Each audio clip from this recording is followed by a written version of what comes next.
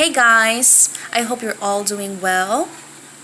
I decided to make this explanatory video just to clarify some questions some of you had regarding the second page of the packet, where you have this chart that you have to fill out.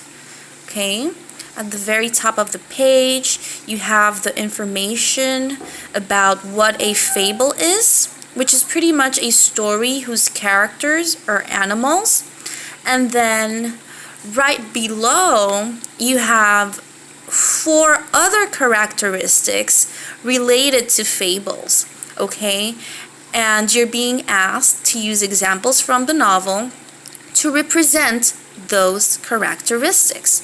Now, even though the novel that we are reading is not a fable because the characters are not animals, we will definitely find all of these characteristics within it. And that's why I've asked you to, sort of identify which examples serve us to represent these characteristics.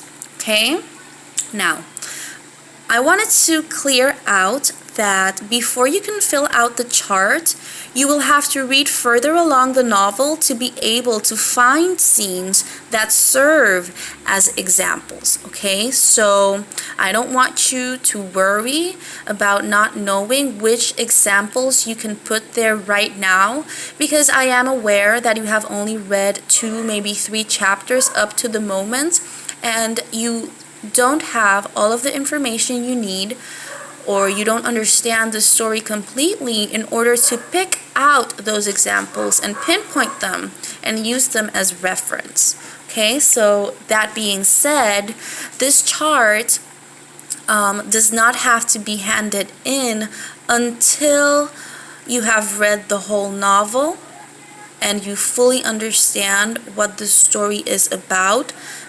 That way you can pick those examples and be able to use them to represent these characteristics. Now, you can either do it once you finish the novel, or, as I suggest, as you read along, now that you will know what you'll be looking for as you read along, whenever you feel like that could be a potential example, you stop for a second and then you fill out your chart, okay, with whatever kind of clicks. Okay, so let me go ahead, and I made a homemade version of the chart. Let me see if I can clarify it a little bit here.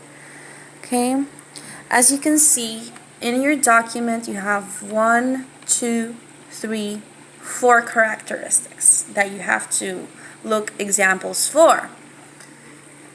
And in the homemade version, you have 1, 2, 3, 4 characteristics as well.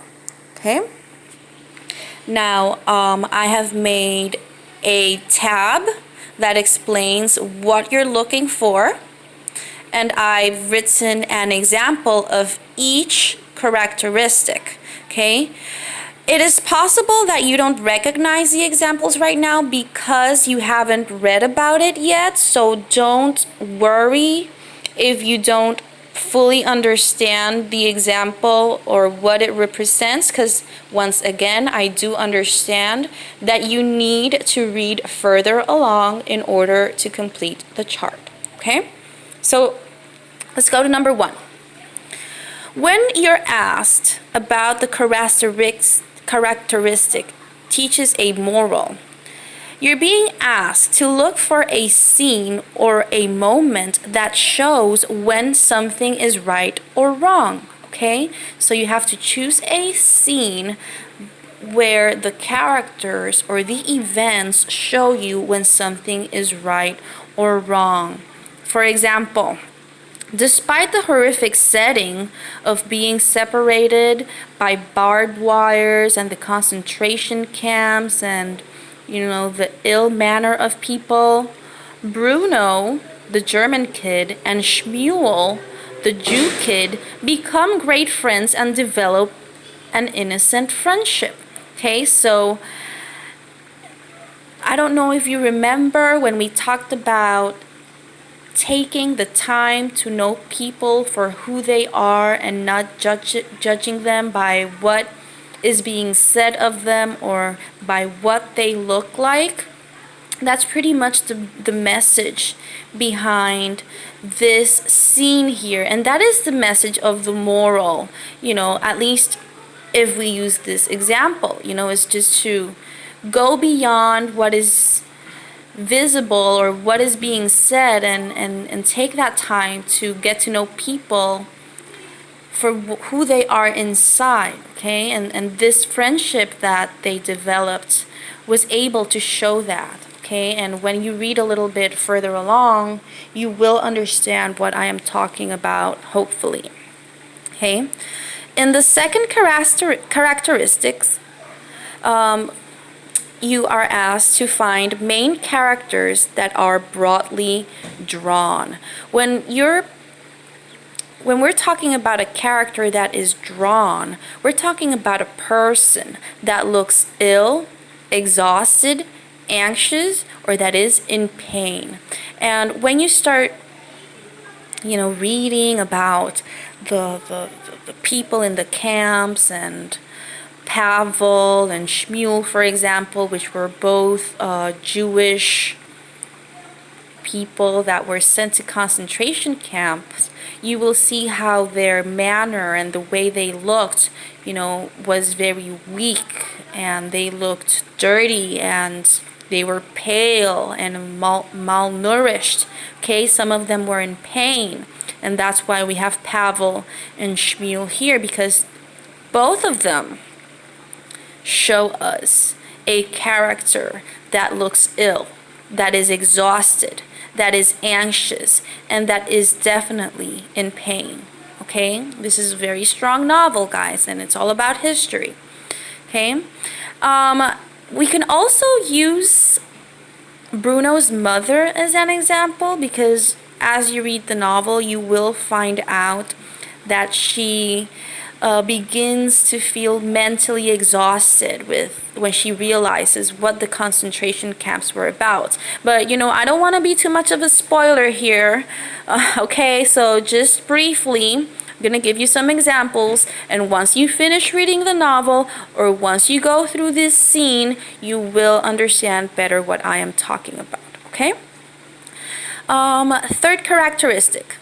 One character displays a flaw that leads to a downfall, and when we talk about a downfall, or that flaw that leads to the downfall, we're looking for an action that leads to bad consequences, okay, that just makes things worse.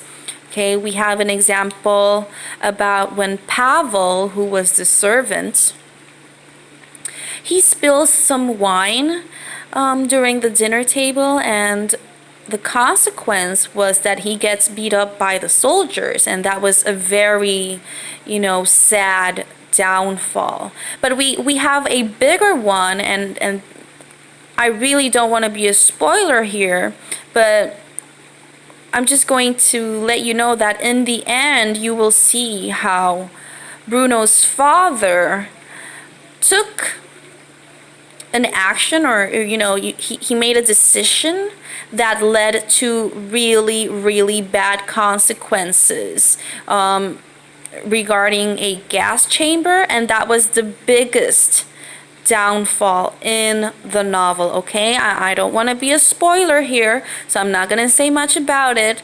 We'll talk about it further along.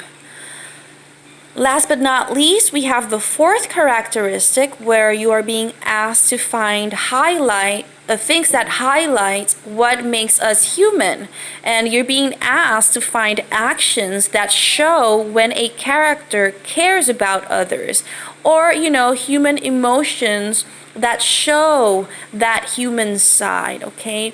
You will find out that many of the Nazi characters lost that sense of humanness, those emotions, that connection.